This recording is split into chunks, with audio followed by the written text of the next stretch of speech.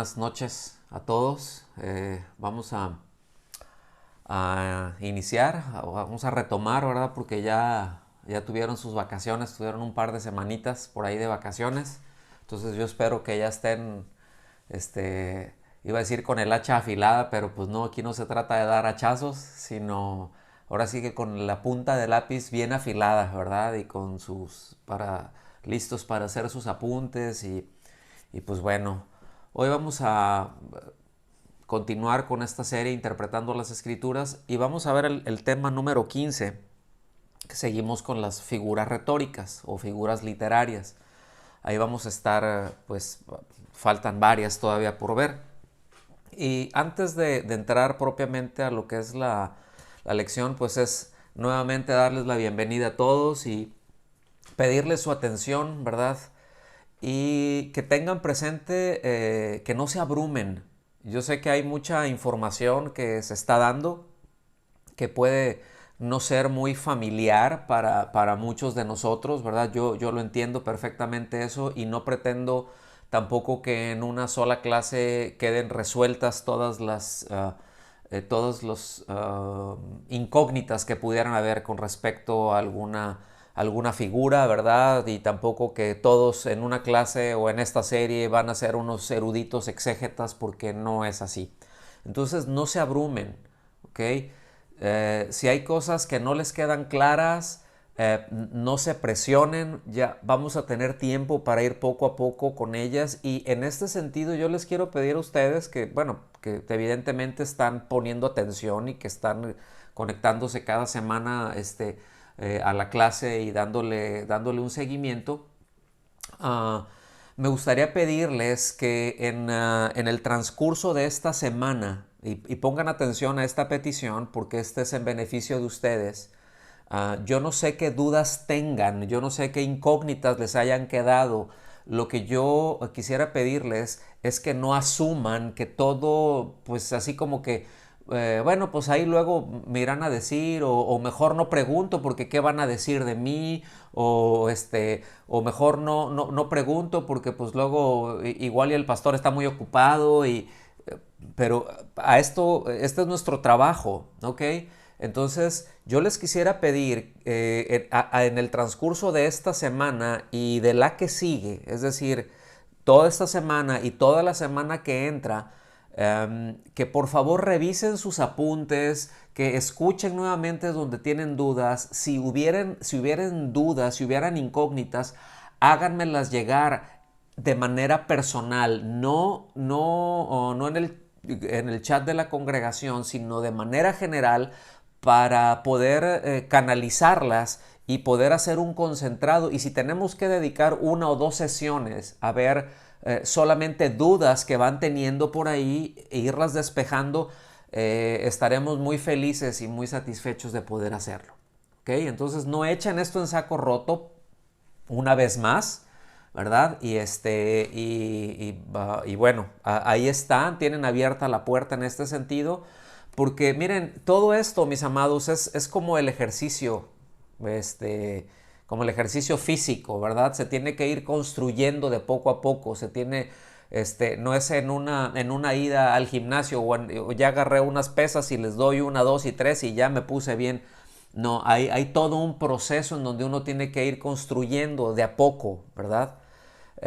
Solo si queremos, con todas estas enseñanzas que se están dando, si queremos que tengan presentes, ¿verdad?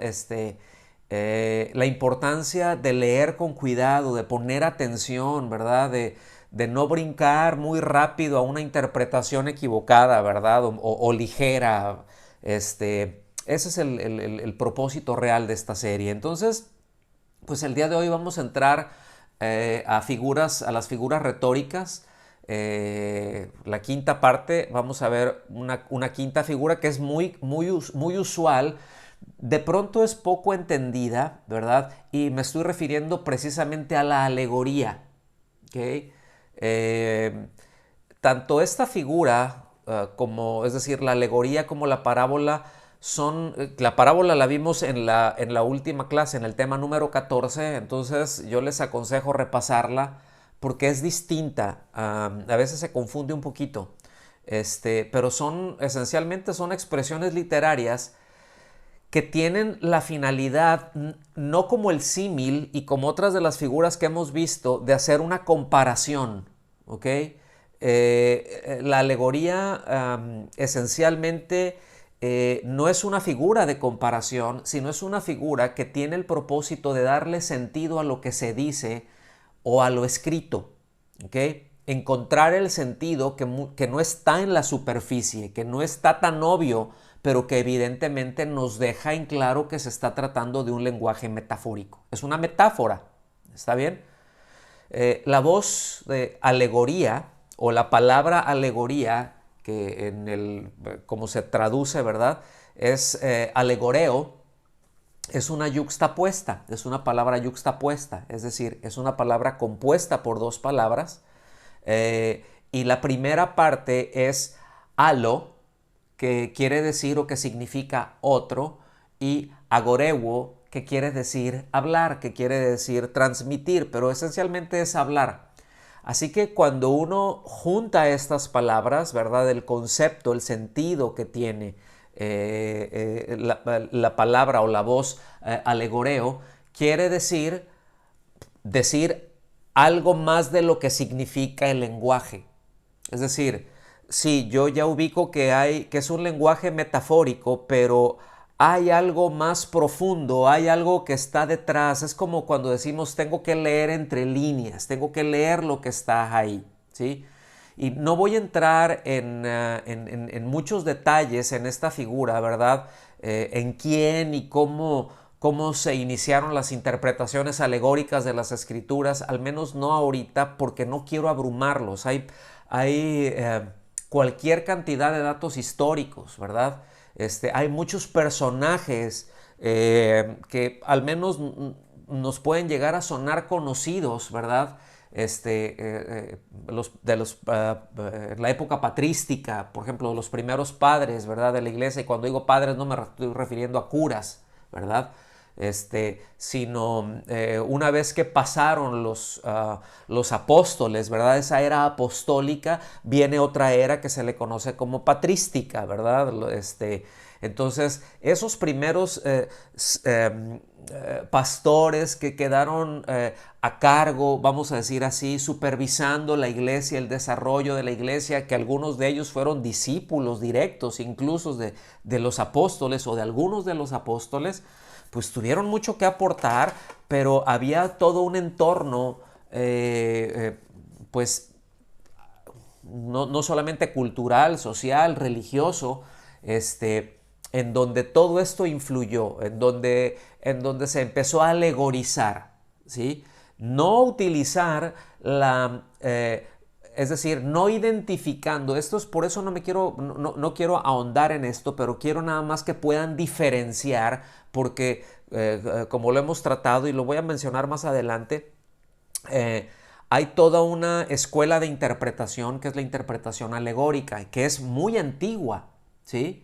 No es muy eficiente, pero ahí está y bueno, no la podemos hacer a un lado, no la podemos desconocer, ahí está, no es precisa precisamente porque alegoriza, ¿no? Como una regla. Entonces, pero entender que nosotros no estamos hablando de eso, sino que estamos tratando la alegoría simple y sencillamente como una expresión del lenguaje, ¿sí? Que está en las escrituras abundantemente, tanto en el Antiguo como en el Nuevo Testamento. Ahí están, que es utilizada y que es importante simplemente que la ubiquemos nosotros, ¿verdad? Debo decir que la alegoría es una figura más compleja de lo que nosotros podemos ver a simple vista. Es decir, no es, bueno, ¿cuál es la definición? Alegoría, se parece mucho a la parábola. Ya vi aquí, esta es una alegoría. Porque también se traduce como comparación, aunque no es una figura propiamente de comparación. Pero, pero es muy compleja, ¿sí? Pero repito, no vamos a entrar en detalles porque no quiero que se sientan sobrecargados con información que de repente puede ser un poquito complejo procesarla, sino más bien que entiendan cuál es el propósito por el cual se usó, ¿sí? Y que tengan las herramientas básicas para poder identificar pues su expresión metafórica, ¿sí? Que podamos ver, ok, ya veo que esta es una alegoría, pero ¿qué es lo que está diciendo en esto? ¿Qué es lo que hay? Porque se puede complicar. Ahorita vamos a ver algunos ejemplos. Entonces, las alegorías, una alegoría puede ser ficticia, ¿ok?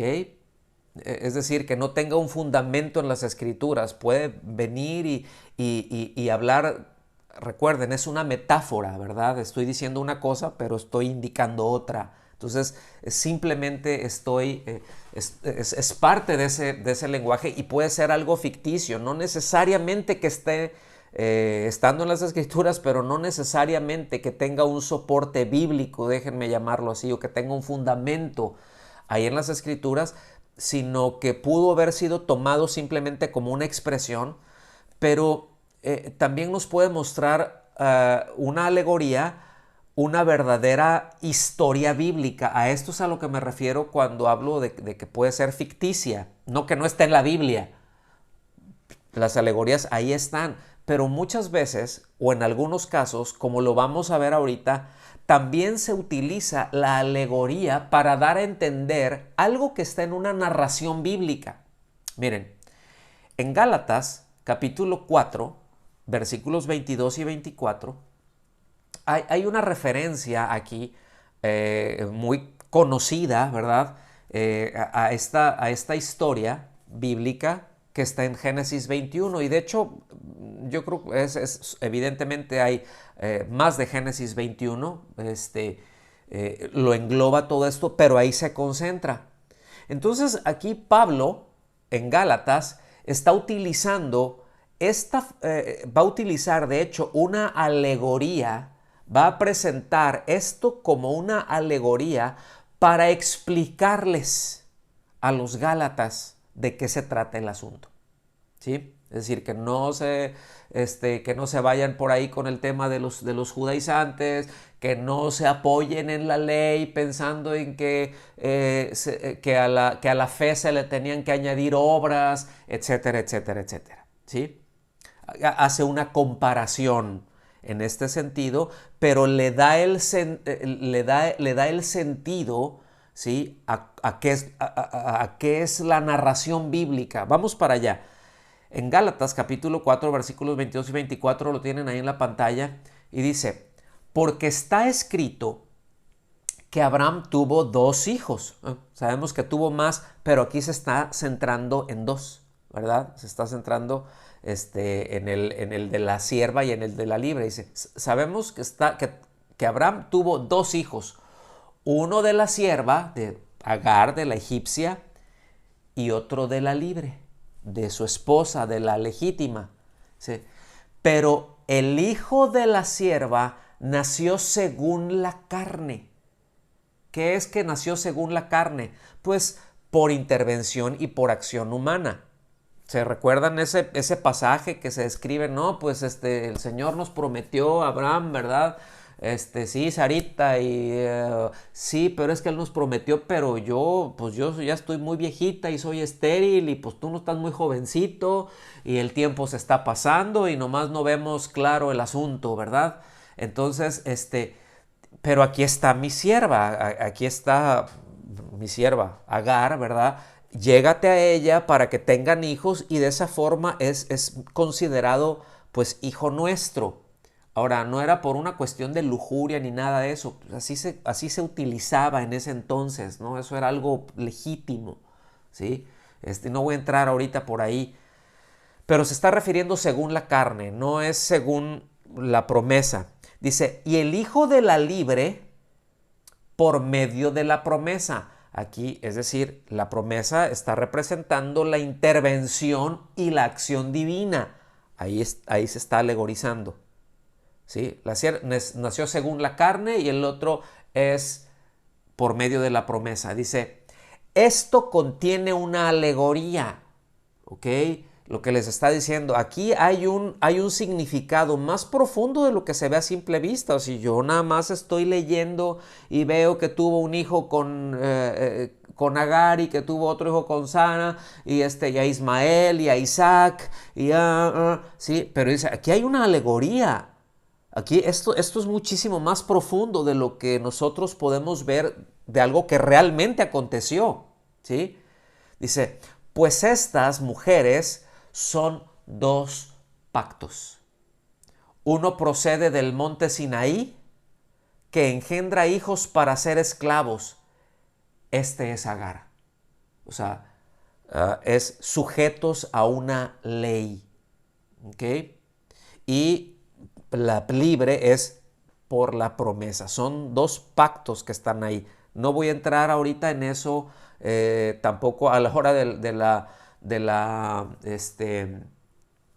la sobremesa. Vamos a entrar, a echarnos un clavado aquí, porque esto es muchísimo más para desempacar. Lo único que estoy remarcando aquí es de que hay cómo se utiliza, una forma de utilizar alegorías. Ahorita vamos a ver otros ejemplos, ¿sí? Yo espero que vayamos avanzando bien. Entonces, la alegoría es algo que se conoce como una metáfora continuada. Ahorita voy a tratar de explicar esto. Que narra o que va narrando una historia, ¿sí? Les pido que ustedes ubiquen, por favor, que la alegoría, esto es como una regla. Como en este caso, fíjense bien, Pablo les está diciendo a los Gálatas, esto fue algo que ocurrió, pero aquí hay un mensaje, pero es de algo que pasó. Entonces, siempre cuando se está alegorizando o cuando hay una alegoría se refiere al pasado, ¿sí? En eso, ¿esto por qué es tan importante? Porque se distingue de la profecía, que la profecía siempre se refiere al futuro, es decir, se anuncia cuando es precisamente algún anuncio que vendrá allá adelante. Entonces la profecía se refiere hacia adelante, una alegoría cuando es citada aquí se refiere atrás, como en el caso que estamos viendo ahorita que está citando Pablo a los Gálatas, ¿sí? Entonces, por eso es muy importante entender que el Apocalipsis, aunque contiene alegorías, ¿sí?, no es un libro alegórico, sino profético. Es decir, no es de que yo le voy a encontrar un significado oculto que está ahí. No, simplemente es algo que se está anunciando y que está expresado de una manera alegórica, pero no es un libro alegórico, sino profético. ¿Está bien? O sea, para que entendamos esto y no que yo le puedo dar el sentido y el significado que a mí se me ocurrió, porque ese es, como mencioné hace un momento, esa es toda una escuela de interpretación. Y eso es lo que puede hacer complejo precisamente esta figura. Entonces, la alegoría es una extensión de la metáfora, ¿sí? O como lo acabo de mencionar, es una metáfora continuada. Es una metáfora que se alarga, ¿sí?, que entra en una narración. Es una metáfora que no es, que no queda en una o dos palabras, sino que te está dando toda una idea, que te está dando todo un concepto en el cual se está desarrollando una narración. ¿Ok? Esto es muy importante que tengamos claro. Entonces, la alegoría también puede tener una forma de historia, debido a que es una metáfora, ¿verdad? Pueden tener esa forma y esos actores pueden representar algo completamente diferente del significado literal que tienen, ¿sí? Y ahorita voy a dar, perdón, vamos a entrar ahí a un pasaje que es clave, vamos a decirlo así, que entendamos. Vamos a ver un par de ejemplos. De hecho, esta clase va a ser más corta para no abrumarlos con tanta información. Pero vamos a ir allá a Juan, capítulo 10, versículos del 1 al 6. Y esto es muy conocido, ¿sí? Pero yo anticipo que aquí el Señor está hablando de falsos maestros, ¿sí? De gente que enseña de una manera ilegítima y que lo que enseña, por lo tanto, es algo ilegítimo, ¿sí? Entonces, por eso estamos diciendo que estos actores que se van a representar aquí es algo diferente de su sentido literal. Vamos a ver qué dice el texto. Dice, en verdad les digo que el que no entra por la puerta en el redil de las ovejas, sino que sube por otra parte, ese es ladrón y salteador. ¿Okay? Ya más adelante viene, el ladrón no vino sino para hurtar, matar y destruir. Entonces, pero yo he venido para darles vida y vida en abundancia. Y dice, no, y es que aquí es que el diablo no vino sino para hurtar, matar y destruir. Y bueno, ciertamente engaña, ciertamente hace cosas ilegítimas, pero todo el pasaje, todo este contexto no está hablando del diablo, está hablando de falsos maestros. Pero que porque los maestros, la enseñanza de esos falsos maestros, que es ilegítima, lleva a la destrucción, te roba, ¿sí? Pero que la enseñanza del Señor te produce vida, te da vida, ¿ok? Porque se origina en Él. Entonces dice, en verdad les digo que el que no entra por la puerta en el redil de las ovejas, sino que sube por otra parte, ese es ladrón y salteador. O sea, no entró por la puerta, no entró por donde tenía que entrar. Dice, pero el que entra por la puerta es el pastor de las ovejas, ¿sí? El que entra por la puerta, pues. Dice, a este le abre el portero y las ovejas oyen su voz. Es decir, cuando entra, toca, ¿quién es? Soy yo, el pastor. Ah, sí, pásale. Va y se le abre. Pues no se le abre al que dice, no, yo soy un ladrón y yo soy un salteador. Ah, sí, cómo no, llévatelos, aunque de repente hay uno que otro por ahí, ¿verdad? Pero bueno, ese es otro asunto. Dice, a este le abre el portero y las ovejas oyen su voz. Fíjense bien, llama a sus ovejas por nombre y las conduce afuera. Es decir, están en un lugar y él entra de una manera legítima y aquí fíjense cómo se está desarrollando toda esa alegoría, toda esa metáfora, cómo se va alargando, cómo le va dando continuidad. Son muchas figuras que evidentemente pues, se está refiriendo al pastor, es al que enseña, al maestro, al pastor de la iglesia también se aplica, pero al que le enseña a las ovejas que son del Señor. Y dice, las llama, las conoce, saben quiénes son, ¿sí? Y las conduce. ¿Okay? Aquí hay otras figuras muy, muy bonitas también. Versículo 4. Cuando saca todas las suyas, va delante de ellas y las ovejas lo siguen porque conocen su voz. Sí, lo conocen a él. ¿Se fijan cómo se va? Confían en él, hay una relación con él.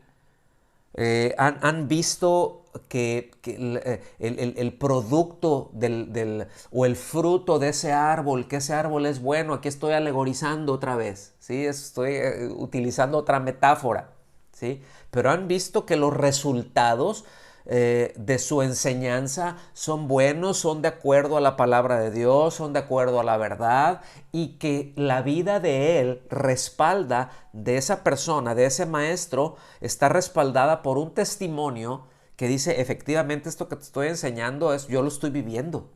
¿Okay? Dice, pero a un desconocido no seguirán, sino que huirán de él. Fíjense, esto me llama mucho la atención porque esto me indica que cuando una oveja conoce al pastor, puede identificar una voz distinta y puede decir, no, esta voz no corresponde a la verdad. ¿Okay? Esta enseñanza, no sé, pero tiene algo que no voy a seguir esto. ¿Me explico? Vean la importancia de esa, cuando hay esa relación. Aquí, por eso les digo, esta es una alegoría muy profunda, muy bonita. ¿Sí? Dice, pero a un desconocido no seguirán, sino que huirán de él porque no conocen la voz de los extraños. Es decir, no la reconocen como algo legítimo. ¿Sí? Dice, Jesús les habló por medio de esta comparación. Aquí esta palabra está traducida así en esta versión, en la Biblia, en la Nueva Biblia de las Américas, pero Reina Valera también lo traduce es como alegoreo, ¿verdad? O como alegoría, está perfectamente aplicada, ¿verdad? Les habló por medio de esta comparación, pero dice, pero ellos no entendieron qué era lo que les decía.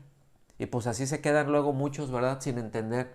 Ay, ¿qué fue lo que dijo? ¿Qué dijo esto acá? No, sí, pues las ovejas. No, sí, pues el que anda brincando, pues quién sabe quién será. Y todos se quedaron, aunque ubicaban el pastor y ubicaban al portero, ubicaban a las ovejas, ubicaban todo eso. No era algo desconocido, no eran elementos desconocidos, pero no entendieron esa metáfora que se convirtió en una narración, en una alegoría.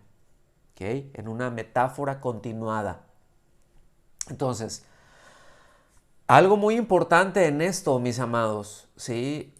Es que el primer paso que nosotros tenemos que dar siempre para la interpretación, para entender una alegoría, es estudiar el texto con mucho cuidado. No solamente el versículo ahí, sino todo el pasaje. Ya hemos hablado acerca del contexto, hemos hablado de normas, hemos hablado ya de reglas de interpretación. Entonces, pero aquí, debido a la importancia y a la dificultad que puede presentar, uno puede identificar, es decir, yo sé que esto es un lenguaje metafórico, pero no tengo idea de lo que está diciendo. Y eso es algo que pasa muchas veces. El riesgo con eso es cuando dices, bueno, pues para mí quiere decir esto. El asunto es de que una alegoría no quiere decir para mí otra cosa y para ti otra y para ti otra y para aquel otra. Se corre ese riesgo. Por eso, el primer paso para la interpretación de una alegoría, hay que estudiar el texto con cuidado, junto con cualquier texto paralelo, ¿verdad? Que va en la misma enseñanza, ya sea que esté el texto en otro libro o aún mismo en el mismo libro o en la misma carta, ¿verdad? Siempre va a estar en la Biblia. Entonces, es muy importante, ¿verdad? Dice, junto con cualquier texto paralelo o la continuación que tiene un determinado libro. Es decir, ver todo el contexto, ver todo lo que está hablando. Y déjenme decirles por qué menciono esto, la continuación que tiene un determinado libro. Acuérdense que hay paréntesis. Ahora, Isaías, cuando usted ve el libro de Isaías, esto, haga un paréntesis aquí, ¿sí?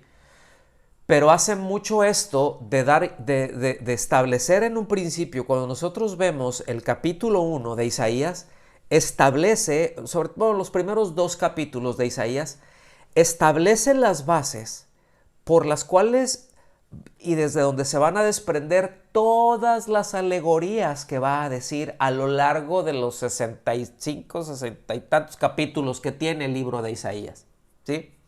Entonces, esto es muy importante porque él hace mucho eso, ¿verdad? Entonces, si uno hila, o más bien, si uno no hila desde el principio, si yo empiezo a leer Isaías en el capítulo 10, y nunca fui al capítulo 1 y estoy entendiendo lo que está diciendo ahí y lo que está estableciendo, a la hora, como no lo voy a hilar y no voy a poder mantener esa misma línea desde el principio, pues sencillamente no voy a entender la profundidad que tienen muchas de las expresiones alegóricas, porque Isaías utiliza muchísimas expresiones alegóricas, ¿sí?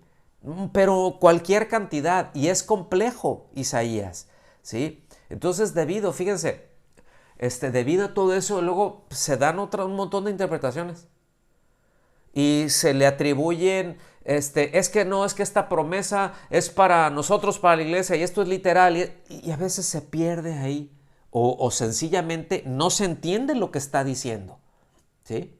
A veces no se entiende lo que está diciendo. Entonces, repito, no quiero abrumarlos, pero miren, nada más para que entendamos un poquito más, que veamos la complejidad que puede tener Isaías, y no les estoy diciendo no lo lean, lo que estoy diciendo es háganlo, pero con mucho detenimiento, con mucha atención, ¿sí? No, como hemos dicho en cualquier cantidad de veces, no picotear como pollos, ¿verdad? Aquí un poquito aquí y agarré esta, esta me gustó, esta la saco de acá y luego esto y al ratito ya veo algo que no sé lo que quiere decir, eso me lo brinco. No, váyase despacio, váyase con detenimiento. Pero lo que debo decir es que Isaías era un hombre con un nivel cultural altísimo, ¿sí? Podríamos decir que era un intelectual de su tiempo, era un hombre de la corte, de hecho, ¿sí? Era un intelectual, ¿sí? Y en universidades, aquí en el Reino Unido, y digo, para mencionar una de las de las importantes o de las más importantes históricamente, ¿verdad?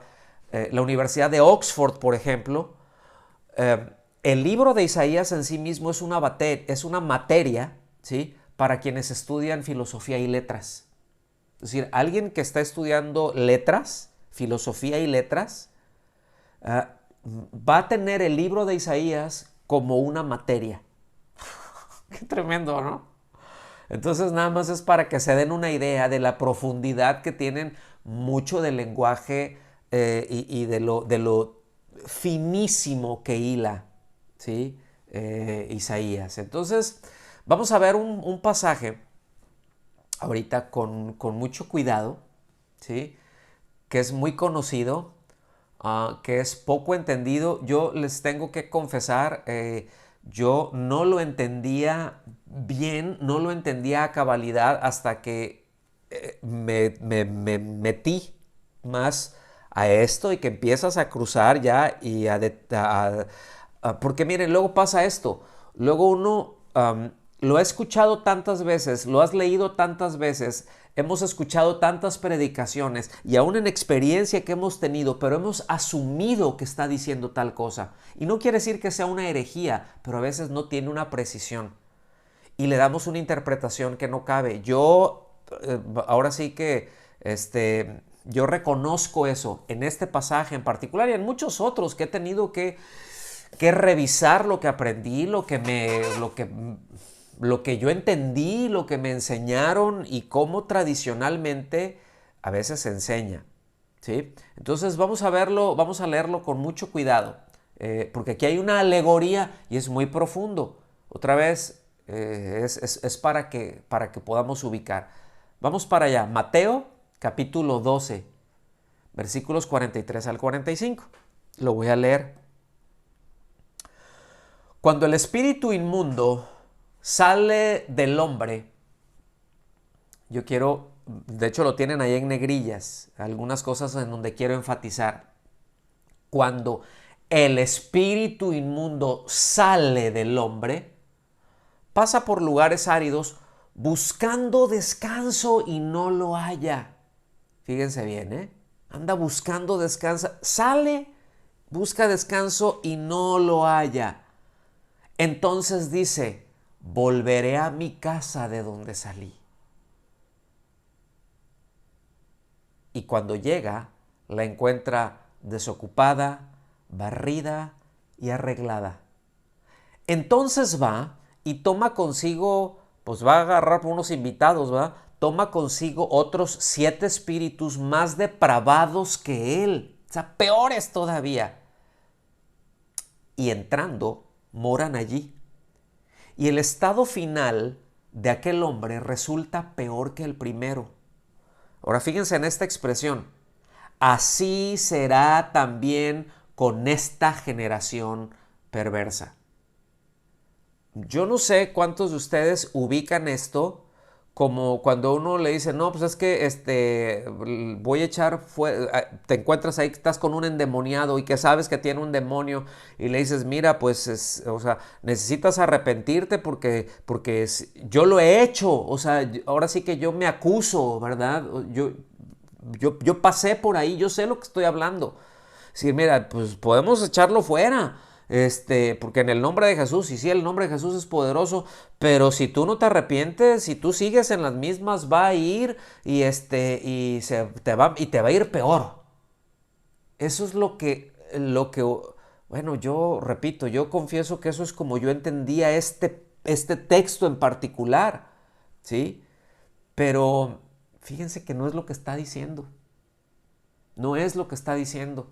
Y ahorita vamos a tratar de explicar esto porque, miren, en primer lugar, tenemos que ver todo este pasaje a la luz del capítulo 12. de todo el capítulo 12 de Mateo. Ahorita necesito tenerlo aquí porque voy a estar regresando ahí. Si ustedes tienen su Biblia, para que podamos regresar ahí, está muy bien.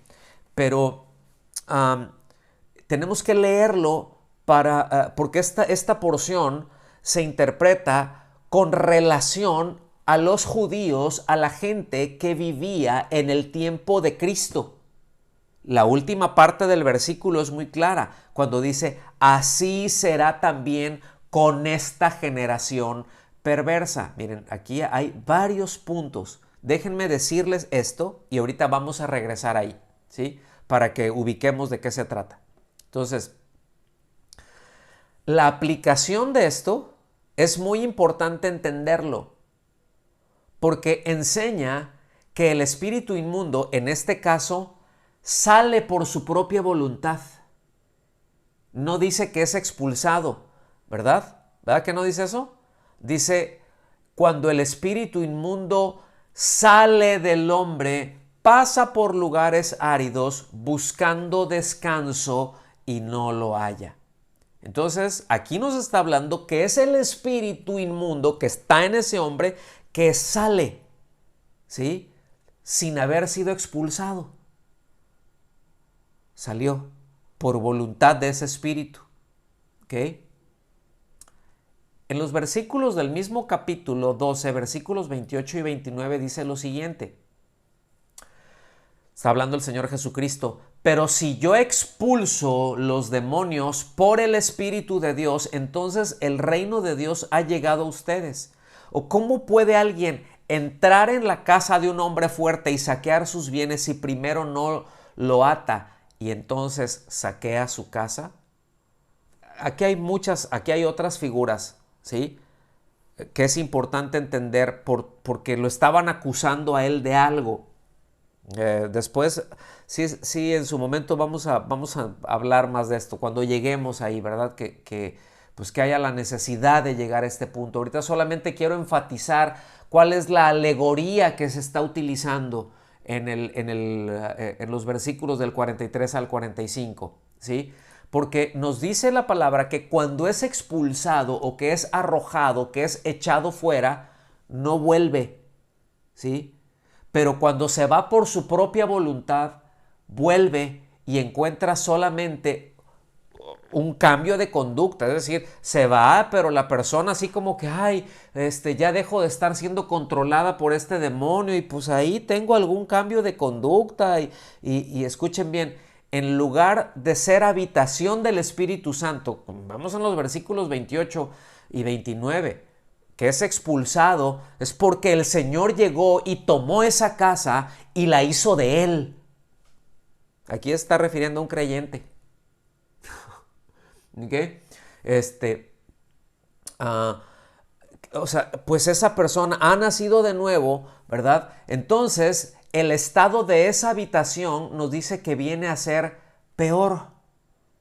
¿Ok? Póngame atención en esto, porque miren, aquí lo que nos dice, fíjense bien, dice, cuando el espíritu inmundo sale del hombre, pasa por algunos lugares áridos buscando descanso y no lo halla. Aquí hay toda una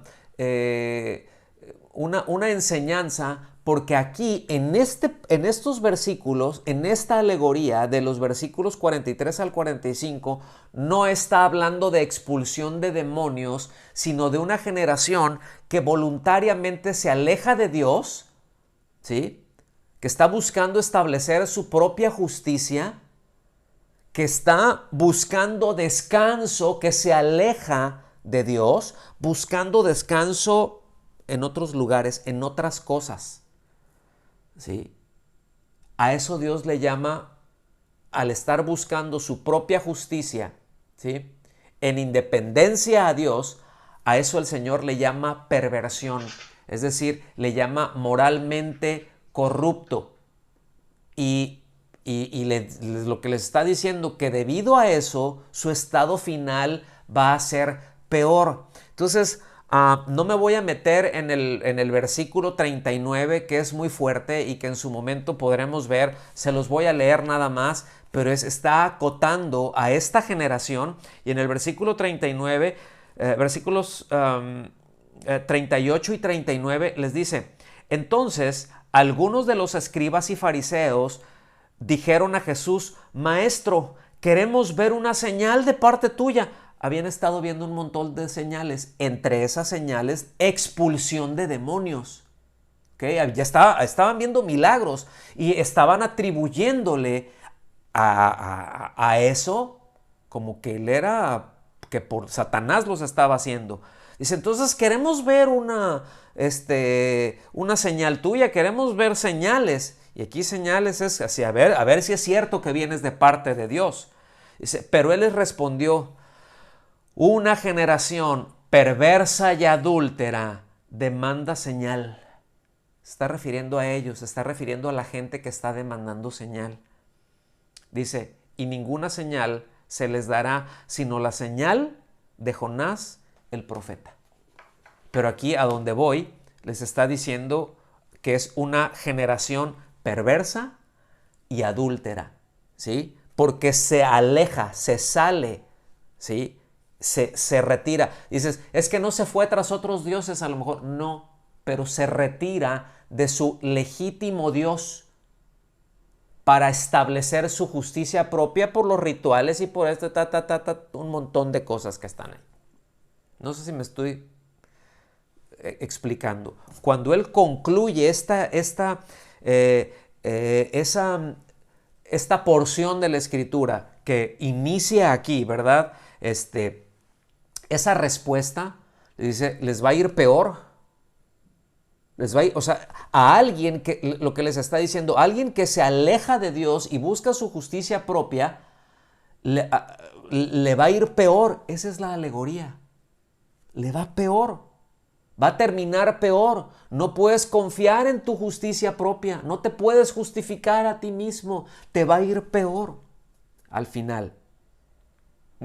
Espero no estarlos haciendo un lío. Yo sé, repito, que luego encontrar y poder desenmarañar esto es un poco más complejo. Yo espero que Dios me esté ayudando y dando la gracia a mí para tratar de explicarlos y a ustedes para escuchar, ¿sí? Entonces, voy a concluir con esto, ¿sí? Que igual que como pasa con las parábolas, siempre se debe de tener mucho cuidado con asignar significados a cada uno de los elementos, ¿sí?